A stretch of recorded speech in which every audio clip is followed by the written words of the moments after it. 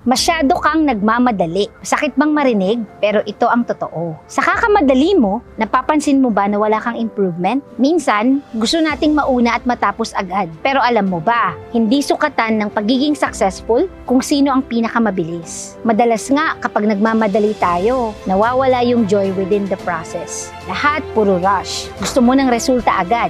Pero dahil dito, hindi mo na na-e-enjoy ang mga small things. Hindi mo na na-e-enjoy ang mga success sa buhay mo. Hindi masamang mangarap ng malaki. Pero kung puro mabilisan ang gusto mo, baka dumating ka sa dulo ng pagod lang ang nakuha mo. Ang mga bagay na totoong mahalaga ay hindi dapat minamadali. It takes time. At kung mapapansin mo, ang mga magagandang moments ng buhay ay nangyayari habang hindi mo minamadali.